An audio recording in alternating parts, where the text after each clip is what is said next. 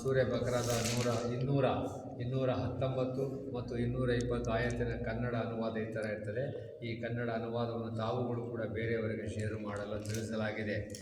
ಅಲ್ಲಾಹನು ಕೃಪೆಯನ್ನು ಅರ್ಹವಾಗಿ ನಿರೀಕ್ಷಿಸುವನಾಗಿರುತ್ತಾನೆ ಮತ್ತು ಅಲ್ಲಾಹ್ ಅವರಿಂದ ಸಂಭವಿಸಿ ಹೋದ ಲೋಪದೋಷಗಳನ್ನು ಕ್ಷಮಿಸುವವನು ಮತ್ತು ತನ್ನ ಕರುಣೆಯಿಂದ ಅವರನ್ನು ಅನುಗ್ರಹಿಸುವವನೂ ಆಗಿರುತ್ತಾನೆ. ಮದ್ಯಪಾನ ಮತ್ತು ಜೂಜಾಟದ ಬಗೆಗೆ ಏನು ಆದೇಶವಿದೆ ಎಂದು ಕೇಳುತ್ತಾರೆ.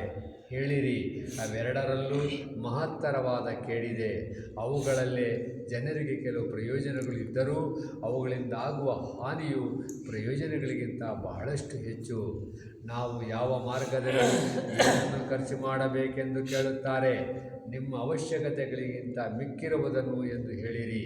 ನೀವು ಇಹಪರಗಳೆರಡರ ಬಗ್ಗೆಯೂ ಚಿಂತೆಯುಳ್ಳವರಾಗಬಹುದೆಂದು ನಿರೀಕ್ಷಿಸಿ, ಅಲ್ಲಾಹ್ ನಿಮಗೆ ಈ ರೀತಿಯಲ್ಲಿ ಆದೇಶಗಳನ್ನು ಸುಸ್ಪಷ್ಟವಾಗಿ ವಿವರಿಸುತ್ತಾನೆ.